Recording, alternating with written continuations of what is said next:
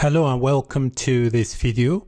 In this video, we're going to use the Analyze in Excel feature that is available in the Model menu.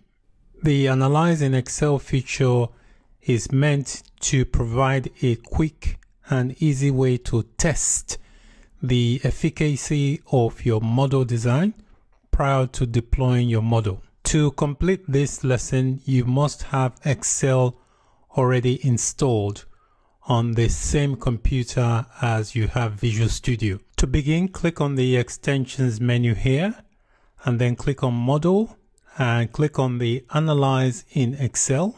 And if you notice under the perspective, we have the default perspective selected. So we are going to browse using the default perspective. So I'm going to click OK to that. Excel opens up with a new workbook. A data source connection is created using the current user account, and the default perspective is used to define viewable fields. A pivot table is automatically added to the worksheet. In Excel, in the pivot table field list, notice that we have the dim date, we have the fact internet sales, and we also have the measures, we have the KPIs and other objects related to the model. I'm going to close Excel without saving this workbook. So I click X to X out and don't save.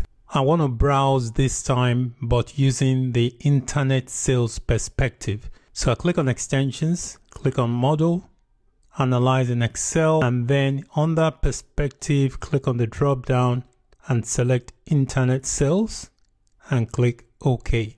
In Excel, in the pivot table field on the right here, notice that the dim customer table is excluded from the field list. There's no dim customer table here. That has been excluded from the list. I'm going to close this workbook. Again, don't save. Next, I'm going to browse using rows. So I'll click on Extensions again, click on Model, click on Analyze in Excel, and then I'm going to select the role option. I'm going to click on the drop down. I'm going to select the role for Sales Manager, and I'm going to click OK. When you browse by role, Excel also opens up a new workbook. A pivot table is automatically created. The pivot table field list includes the data fields that are available in your model. I'm going to close Excel. Again, I don't want to save the workbook. In this video, we use the Analyze in Excel feature in the model to test the design of the model. Thank you for watching. Bye for now.